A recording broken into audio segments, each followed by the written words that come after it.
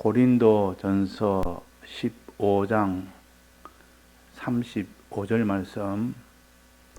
누가 묻기를 죽은 자들이 어떻게 다시 살며 어떠한 몸으로 오느냐 하리니, 어리석은 자여, 너의 뿌리는 씨가 죽지 않으면 살아나지 못하겠고, 또 너의 뿌리는 것은 장래 형체를 뿌리는 것이 아니요 다만 밀이나 다른 것의 알갱이 뿐이로되, 하나님이 그 뜻대로 저에게 형체를 주시되 각 종자에게 그 형체를 주시느니라. 육체는 다 같은 육체가 아니니, 하나는 사람의 육체요, 하나는 짐승의 육체요, 하나는 새의 육체요, 하나는 물고기의 육체라. 하늘에 속한 형체도 있고 땅에 속한 형체도 있으나, 하늘에 속한 자의 영광이 따로 있고 땅에 속한 자의 영광이 따로 있으니, 해의 영광도 다르며 달의 영광도 다르며 별의 영광도 다른데, 별과 별의 영광이 다르도다. 죽은 자의 부활도 이와 같으니, 썩을 것으로 심고 썩지 아니할 것으로 다시 살며, 욕된 것으로 심고 영광스러운 것으로 다시 살며, 약한 것으로 심고 강한 것으로 다시 살며, 육의 몸으로 심고 신령한 몸으로 다시 사나니, 육의 몸이 있은즉 또 신령한 몸이 있느니라.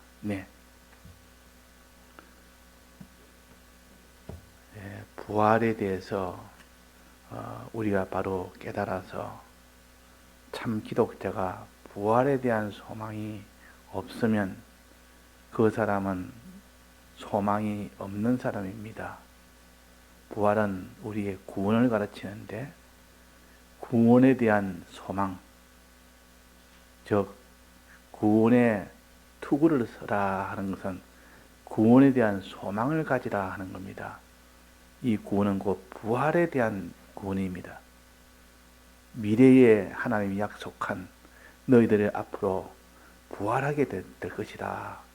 이 부활을 너는 가지게 될 것이다. 이 부활이 곧 우리의 구원입니다. 그래서 구원을 소망하는 자가 되어야 이 땅에 우리가 신앙생활을 바로 할 수가 있고, 또 신앙생활을 바로 했을 때 이 부활의 구원을 우리가 실제로 받을 수가 있습니다. 그래서 이 부활의 이 구원이 얼마나 중요한지 모릅니다. 사람이 이 땅에서 신앙생활 아무리 잘한다 할지라도 부활에 대한 소망이 없다면 그 신앙생활을 한 것 다 헛일 아닙니까? 만약에 죽고 난 뒤에 부활이 없다면 우리가 신앙생활 열심히 할 필요가 없습니다. 그냥 육체 위주로 살아도 부활 안 된다면 결국은 다 마찬가지 아니겠습니까? 이 땅에서 신앙생활 잘한다 소리를 들을지라도 죽고 난 뒤에 부활이 안 된다면 그 무슨 뒤에 차이가 있겠습니까? 아무런 차이가 없습니다. 그러나 부활이 있기 때문에 그 부활에 그것이 다 이 구원의 이 신앙생활은 마지막 결과가 이 부활로 나타나는 겁니다. 그래서 우리가 이 부활에 대해서 바로 알아야겠습니다. 자, 이 부활은 이렇게 지금 이 세상이 아니라 하늘나라 그때의 일입니다. 자, 그때가 먼 일이 그렇지만도 그는 바로 눈앞에 있습니다. 잠깐이면 우리가 가게 됩니다. 내일이라도 당장 갈 수 있는 것이 우리가 하늘나라예요. 이 세상에 오늘까지 내일까지 내가 살 수 있다라고 보장할 수 있는 사람은 아무도 없습니다. 다 세상 떠날 때 설마 내가 이 시간에 죽겠나 생각했지만은 그래서 다 세상을 떠나게 됩니다. 부활은 먼 훗날의 날이 아니고 곧 발등에 닥친 그런 일이지, 그래서 이 부활 준비한다는 것은 어리석은 것이 아니고, 참 지혜 있는 사람은 이 부활을 다 준비하고 그것이 곧 닥쳤을 때 그때 부활의 이 구원을 받게 되는 겁니다. 그래서 부활에 대한 소망이 우리에게 그 사람의 신앙의 척도가 될 수밖에 없습니다. 부활에 대한 소망이 있는 사람은 신앙생활을 열심히 하고 진실하게 할 수밖에 없습니다. 소망이 있으면. 그래서 부활에 대한 소망이 없으면 신앙생활을 진실하게 열심히 있게 충성스럽게 할 수가 없습니다. 그는. 그래서 우리가 이 부활에 대한 소망을 우리가 가져야 된다 하는 것을 우리가 먼저 가져야 되고, 여기에 말씀하시기로 누가 묻기를 죽은 자들이 어떻게 다시 살며 어떠한 몸으로 오느냐 하리니, 어떻게 다시 사냐 하는 그 답은 36절에 나와 있습니다. 어리석은 자여, 너의 뿌리는 씨가 죽지 않으면 살아나지 못하였고, 죽은 자들이 어떻게 다시 사느냐 한때, 씨가 떨어져서 씨의 그 땅에 심기면 그 씨는 죽습니까 안 죽습니까? 그 씨는 땅에 들어가면 그 땅 속에 들어가면 일단은 그것이 녹아버립니다. 그 씨 안에 있는 것이 녹습니다. 녹으면서 씨 안에 있는 그 씨 안에 있는 그것이 자라는 그게 뭡니까?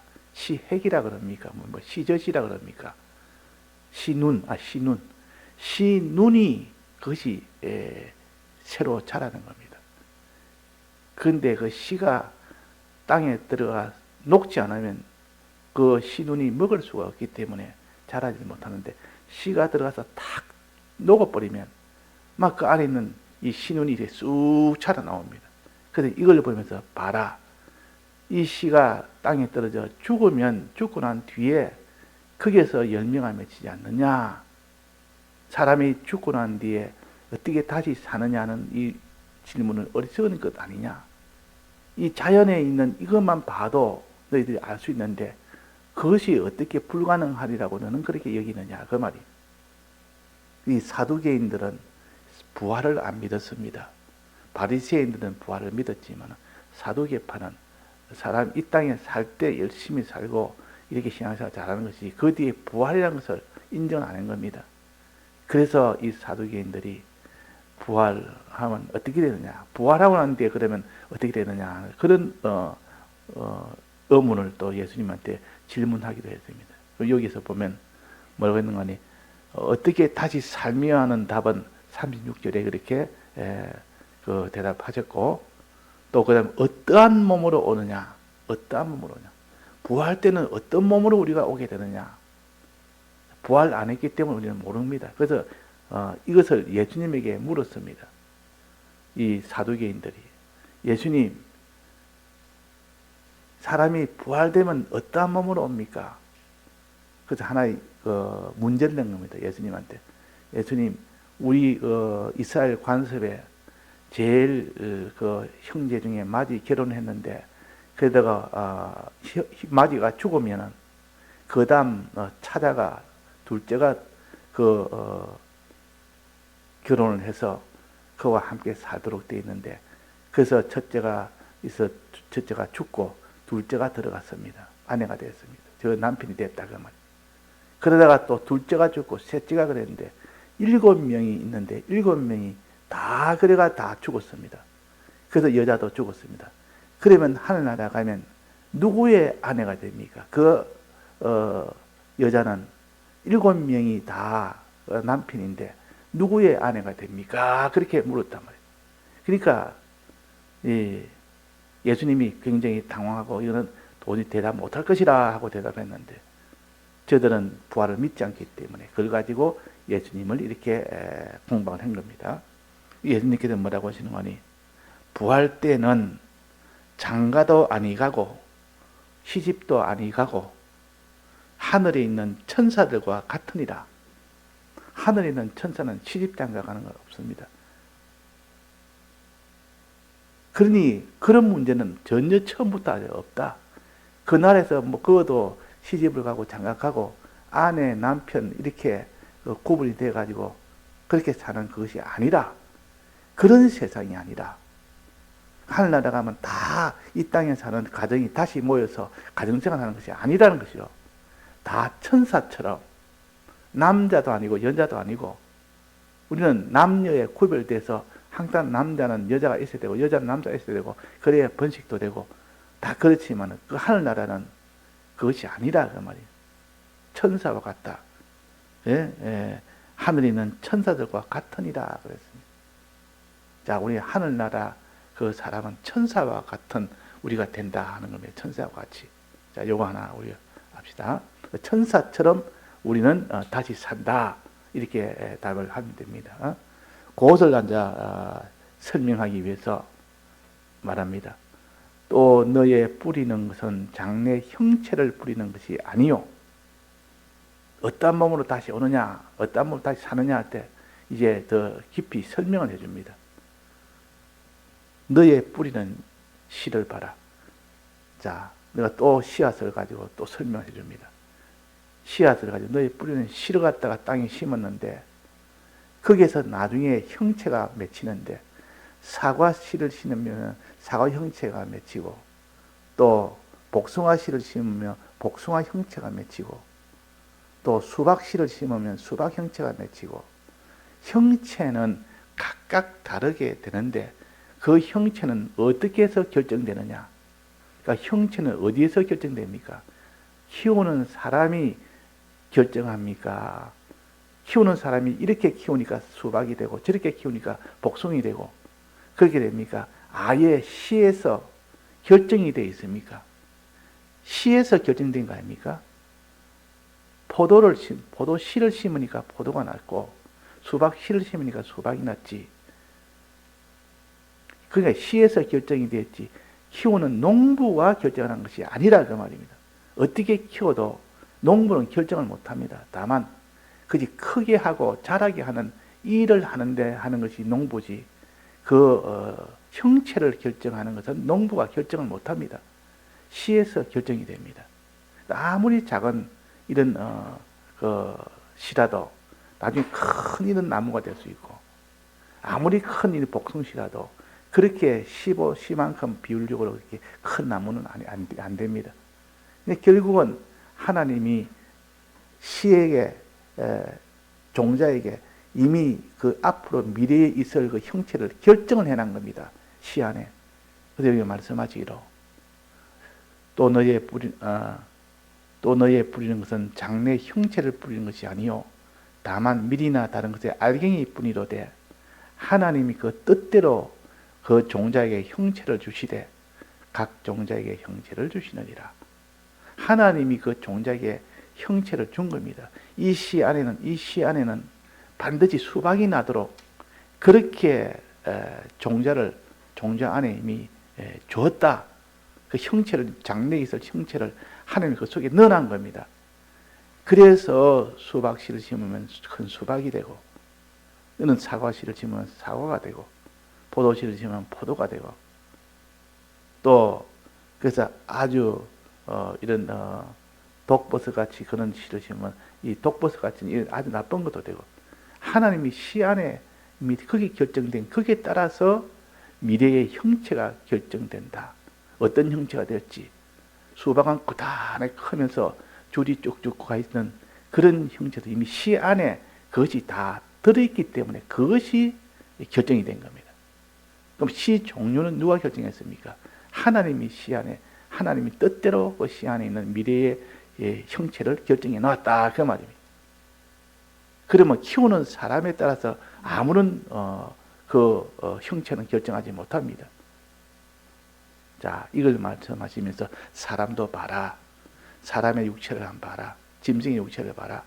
씨는 똑같다. 처음 맺을 때는 이 뱃속에서 조그맣게 생길 때는 다 조그맣게 똑같지만도 나중에 다 크고 그 새끼가 나오는 거 보면 사람의 그 아기도 있고 짐승의 새끼도 있고 각각 형체가 다르지 않느냐. 짐승은 이 네 발로 기어다니는 짐승도 있고 또 저 하늘에 나는 새도 있고 그러나 똑같이 종자가 작고 조그맣지만도 자고 나중에 다 나고 나니까 다 자라고 나니까 보니까 아주 다른 형체가 나온다. 그건 어디서 결정되느냐? 종자에서 결정된다. 종자에서. 자, 종자에서 결정된다는 걸 우리가 알아야 됩니다. 요걸 좀 가르칩니다. 그리고 또 종자는 어떻게 됩니까? 종자는 이런 종자가 나서 이제는 형체가 됐습니다. 형체가 됐는데 그 형체는 무슨 일, 어떤 것이 있느냐? 형체는 항상 그 일을 하는 기능이 그 속에 있습니다. 형체가 되면 예를 들면 이런 새의 형체가 나왔습니다. 새는 날개가 있는 형체입니다. 날개가 있는 형체니까 이 새는 날개 있는 형체는 무슨 일을 합니까? 날아다니는 일을 할 수 있습니다. 날아다니는. 그러니까 형체는 곧 기능이라 또 아주 강한 이런 이빨을 가지고 있습니다. 이빨을 가지고 있는 것은 아주 물어뜯기 좋은 그런 이빨을 가지고 있다면 물어뜯는 일을 잘하도록 하자. 그 일을 하는 일을 합니다. 그래서 형체는 곧 기능을 가지고 있다. 형체는 기능을 가지고 있다. 또 무슨 이런 물고기는 물 속에 들어가서 헤엄을 잘 치는 이런 기능을 가지고 있어요. 그 형체는 물고기 형체는 물 속에서 잘 살 수 있도록 그렇게 일을 할 수 있는 그 기능이 그 속에 있는 겁니다. 자, 그러면 이 형체라는 것은 항상 그 형체에 따라서 어떤 일을 할 수 있는 기능을 할 수 있는 그런 것이 그 속에 들어있다. 자, 그런 기능 중에서도 다른 존재에게 혜택을 주는 그런 기능이 있는 경우도 있고 다른 존재를 오히려 해하도록 하는 그런 기능이 있는 그런 형체도 있습니다. 그런 형체도 있단 말이에요. 예를 들면 나비 같은 그런 형체를 가진 것은 나비는 날아다니면서 날개 있으니까 날아다니면서 그 입은 그 대롱같이 돼서 꽃을 찾아가서 꽃에게 이렇게 번식할 수 있도록 수분을 시켜줍니다. 그러면 그 형체는 아주 다른 존재에게 혜택을 주고 은혜를 주고 이롭게 해주는 그런 형체를 가진 겁니다. 나비는. 그런데 애벌레는 것은 나비 되기 전에 애벌레는 어떻습니까? 애벌레는 이 배추 이파리에 붙어서 깔아먹는 그 입을 가졌습니다. 기어가는 그 기능과 깔아먹는 입을 가졌습니다. 그거는 결국은 그는 배추 이파리를 갖다 다 깔아먹습니다. 자꾸 깔아먹는다 말이에요. 그러니까 배추 이파리를 깔아먹으니까 배추 이파리에게는 큰 손해가 되도록 해주는 거고 사람에게도 손해되도록 해주는 거예요. 그래서 배추나비의 그 애벌레 때는 그걸 해충이라 그럽니다. 해충. 손해를 주니까 다른 식물에 손해를 주고 또 사람에게 손해를 주니까 이걸 해충이라 그러고 나비는 꽃을 잘 번성하도록 만들어주니까 꽃에게도 큰 이익을 주고 사람들에도 꽃이 자라니까 아주 향기도 나고 아름다운 꽃을 가질 수 있고 꿀도 얻을 수 있고 이래 다 꽃이 번성하게 만드니까 그것을 익충이라 그럽니다. 익충. 그래서 형체에 따라서 하는 일이 달라지고 그 일이 해를 끼치는 일이 있고 다른 존재에게 이익을 주는 일이 있다. 그 하나는 해를 끼치는 그 일을 할 때는 그는 영광을 받는 일이 됩니다. 영광. 아, 고맙다고. 그 꽃들은 이 나비를 얼마나 영광스럽게 여기는지 그 꽃들이 지금 환영하면서 나비만 왔다면 좋아가지고 빨리 내게 와서 이 수분 좀 해달라고. 그래서 뭐 향기도 뿜고 아름다운 꽃 모습도 보이고 그리고 또 해주면 고맙다고 또 이렇게 감사하고 그럴 거 아닙니까? 그걸 영광이라 그럽니다. 혜택을 다 입고 나면 너무 감사하다고 너무 고맙다고 하는 이것을 받을 때 이걸 영광을 받는다 그럽니다. 영광을 받는다. 환영한다 그 말이에요. 고맙다고 자꾸 이렇게 하니까 그게 영광 아닙니까? 당신이 아니라면 우리가 이렇게 꽃들이 번성할 수 있습니까? 당신 덕택에 이렇게 꽃들이 번성해야 됐다 하고 이렇게 이런 대우를 받을 때 그걸 영광을 받는다 그래요. 영광. 그 오늘 찬송에도 보면 영광이세 영광이세 무한 영광이세 이런 다 영광입니다. 그래서 영광스러운 그런 영광을 받을 수 있는 그런 기능을 가진 형체가 있고 욕을 받을 수 있는 그런 형체가 있습니다. 영광 반대가 욕인데 다른 존재에게 자꾸 해를 주는 그런 일이 되는 건 또 애벌레처럼 배추 흰나비 애벌레처럼 그럼 자꾸 이게 다른 이파리를 갉아먹습니다. 갉아먹으니까 그 잎사귀가 다 죽게 됩니다. 잎사귀가 죽으니까 그 식물이 죽게 됩니다. 그래서 그런 해충들은 자꾸 잡아서 이렇게 다 없애는 거 아닙니까? 이 그 송충이 같은 그런 그 곤충은 해충입니다. 소나무를 다 깔아먹습니다. 솔잎을 다 깔아먹는단 말이에요.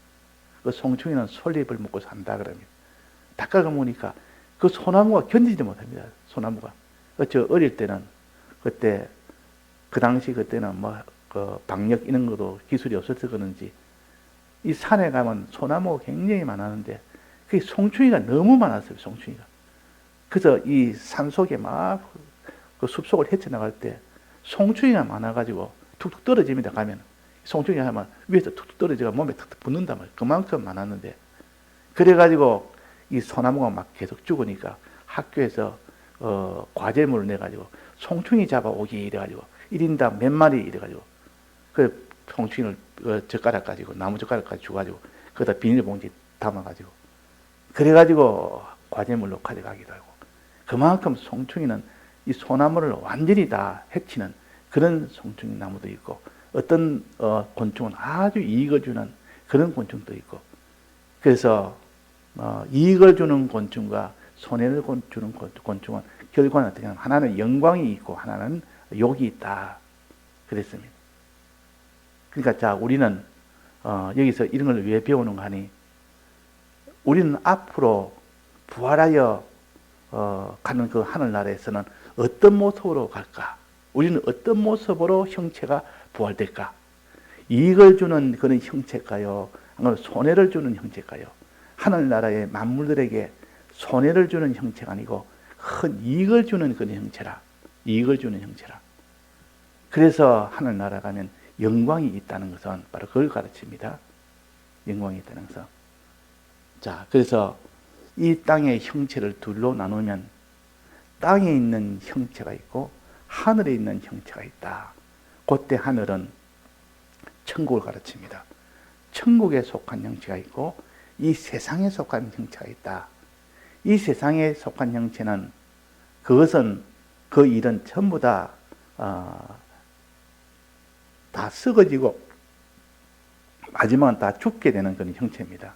왜? 죄로 인해서 다 썩어질 것이고 죽게 될 그런 형체가 되고 하늘의 형체는 그는 영원히 사는 형체입니다. 영원히 사는 형체. 자, 어느 것이 더 좋습니까? 영원히 사는 영생하는 형체가 됐습니까? 썩어지고 죽는 형체가 좋습니까? 썩어지고 죽는 형체가 이거는 땅에 속한 형체요. 또 하늘에 속한 형체는 영생하는 형체입니다. 그래서 하나님께서 우리에게 영생하는 형체가 자랄 수 있도록 그 씨를 그 종자를 우리가 중생할 때 우리 속에 집어넣어 줍니다. 그러면 중생한 사람에게는 전부 다 영생할 수 있는 그 씨가 들어 있습니다. 그들 목사님께서 말씀하시기로 성화구원의 씨라 그랬습니다. 성화구원의 씨. 성화구원이 될 수 있는 그 씨가 중생한 자에는 다 들어 있습니다. 똑같이 들어 있습니다. 그러니까 이것을 누가 키우느냐 안 키우느냐.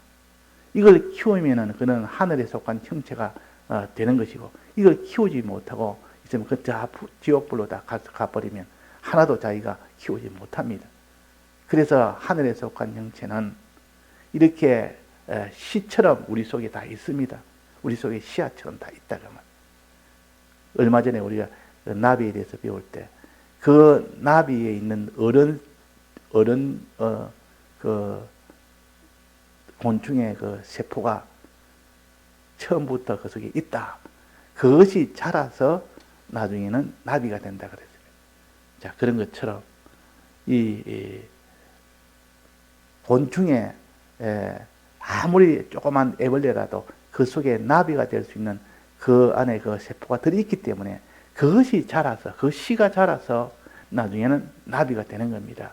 그 씨가 자라려면 어떻게 되느냐 하는 것을 지금 이게 마지막으로 보겠습니다. 어떻게 살아나지? 어떻게 살아나며 어떤 방법으로 살아나냐?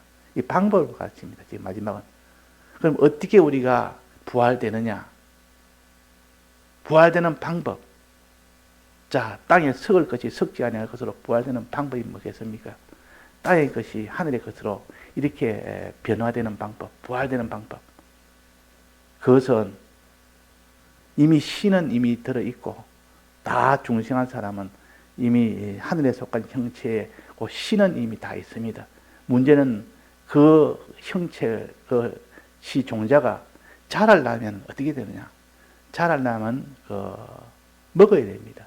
무엇을 먹어야 되느냐? 그 시 안에 있는 그 젖이라는 부분입니다. 그 시눈 외에 그 시 전체 그것이 다 시젖입니다. 시젖. 그것이 싹 녹아가지고 그것이 녹아야 됩니다. 흙 속에 들어가면 그것이 전부 다 녹아버립니다. 녹아가지고 눅신눅신하게 됩니다. 그것을 갖다가 시눈이 먹어야 된다. 그것을 먹습니다. 그걸 먹어서 그 다음에 이렇게 싹이 나오는 겁니다. 만약에 그 시눈이 녹지 않으면 그거는 시눈이 그것을 먹을 수가 없습니다. 녹아져야 먹지. 고체는 못 먹습니다. 액체가 되어야 그 시눈이 그걸 쫄쫄 빨아 먹을 수 있단 말이에요. 그래서 하나님의 미랄이 땅에 떨어져 죽지 아니하면 살아나지 못하겠고 그랬다. 하나님의 미랄이 떨어져 땅에 들어가서 그것이 썩으면, 죽으면, 녹으면 그 말입니다. 그러면 그 속에 있는 시에 있는 눈이 그것이 그걸 먹고 살아난다. 새 생명으로 이제는 살아난다.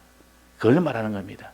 자, 그것은 우리에게 하나의 영적 도리로는 우리가 중생되면 항상 우리 속에는 이렇게 부활할 이 새 생명의 이 세포가 이미 와 있습니다. 꼭 어린 아이 태가 이제 새로 태아에 조그마한 씨앗처럼 이것이 생기듯이 이미 우리에게 그것이 와 있다는 말이에요. 하늘에 속한 형체가 이미 와 있습니다. 근데 누가 그 자라야 되는데 누가 그 자라게 하느냐? 자라게 하느냐, 자라게 못하느냐? 자, 자라게 하려면 어떻게 된다습니까? 그 시젖이 먹을 수 있도록 그 어른 세포가 먹을 수 있도록 자기 속에 있는 자기가 녹아져야 됩니다.